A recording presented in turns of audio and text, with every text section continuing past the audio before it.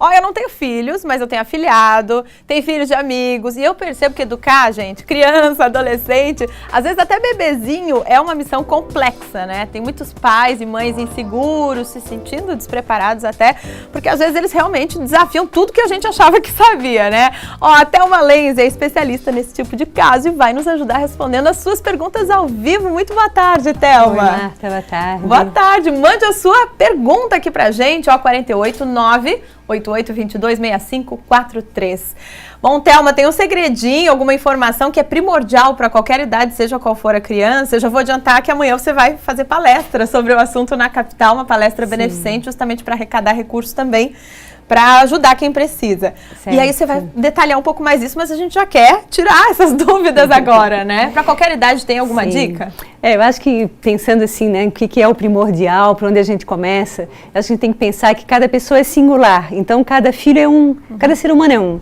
Então, que os pais não pensem que vão ter 1 ou 2 ou 3 filhos iguais. Tem que tratar cada um a partir da sua singularidade.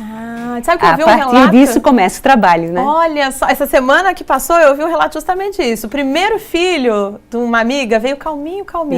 O outro, ele desafia ela em tudo. Então, o tratamento realmente tem que ser diferente, porque ela fica se sentindo culpada. Aí eu trato melhor um do que o outro. Como é que faz? O diálogo, ele é diferente. Né? Tem que ser, porque não tem 2 Martas no mundo, não tem 2 pessoas iguais. Então, hoje o mundo pede respeito pela singularidade. Então, se estamos falando de crianças, os pais percebem isso claramente no lidar com os filhos. Cada um é diferente, cada um tem uma necessidade de afeto, de compreensão, de atenção. E tem que se perceber quem é essa criança para poder fazer uma educação singular, né, sob medida para aquele ser. Thelma, dá para dialogar inclusive com bebezinhos pequenininhos? Porque tem gente que diz que por mais que eles não entendam o conteúdo do que você está falando, o próprio tom da fala, ele já indica o que você está querendo dizer.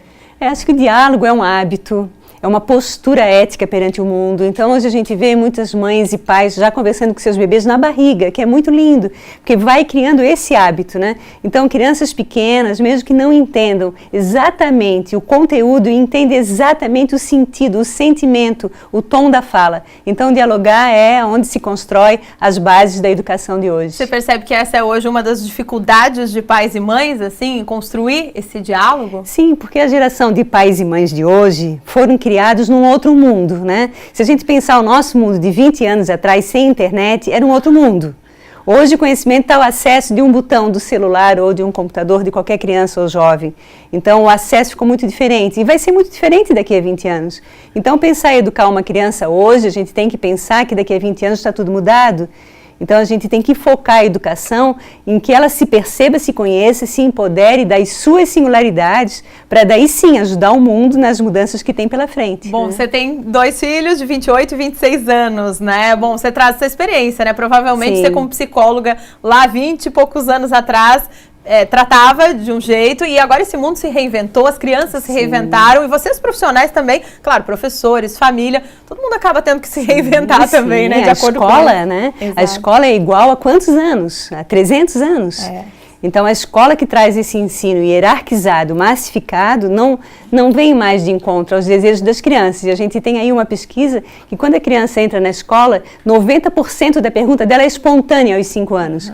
E aos 18 anos, só 10% da pergunta de um jovem é espontânea. Uau. Então, esse ensino massificado, hierarquizado, com esse currículo padronizado comum, tira muito a espontaneidade e a criatividade dos nossos jovens e traz muitos problemas. Né? Tem pergunta por aqui, Ana Paula Mendonça de Tubarão. Obrigada pela participação, Ana. Ela diz o seguinte, minha filha tem 2 anos e meio, está numa fase complicada, responde muito não e chora por tudo. Eu gostaria de saber se a causa pode ser a separação recente do pai dela. Eu pensei até em levá-la num psicólogo. 2 anos e meio, doutora? Sim, em qualquer idade a criança vai sentir mudanças no seu contexto. Então, a primeira coisa a perceber é se tem alguma mudança significativa e aumentar a atenção e até a compreensão do que a criança está passando. Mais diálogo mesmo? Com certeza. Perceber se ela não está precisando de mais atenção, de mais proteção, mais segurança, porque está com menos contato com um dos membros que saiu, no caso o pai, né? Pode ser que a criança esteja só passando por uma fase de tristeza e carência. Tem psicólogo especializado em tratar com crianças bem pequenininhas, né? Como a da Ana Paula, né? Sim, com certeza. E os trabalhos de terapia de família, que envolve pai, mãe e filhos, têm um resultado excelente. Ai, que joia, que legal. Ó,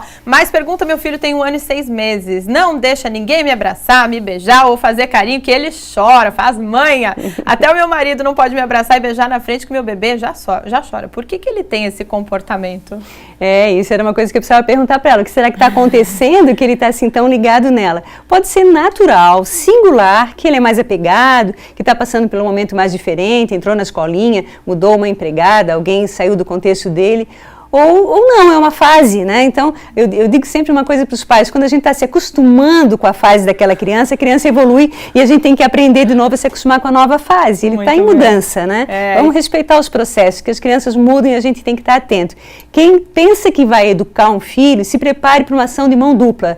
A gente educa e é educado por eles, a gente se transforma no ato de educar uma criança. Essa minha hora vai chegar. Eu ainda não tenho filhos, mas eu estou tentando me preparar, aprendendo um pouco mais com vocês que vêm aqui ouvir mais e nos ajudam tanto. Thelma Lenz é psicóloga e palestrante, vai palestrar amanhã em Florianópolis. É isso, faz convite para as pessoas, porque é um evento beneficente. Além de aprender, a gente ainda está ajudando as pessoas. Amanhã, 19h30, no Hotel Majestic. A palestra tem toda a receita dela voltada para a Assim, que é a nossa ONG que atende pessoas a preço social e gratuitamente. Então, a gente está fazendo um bem, né, na arrecadação de fundos e refletindo sobre esse tema tão importante, a educação. Como as famílias podem ensinar os seus filhos a voar. Esse é o tema. Muito bem. Thelma, a gente agradece a tua participação aqui no Ver Mais, viu? Eu que agradeço também, Marta. Bom evento amanhã. Obrigada.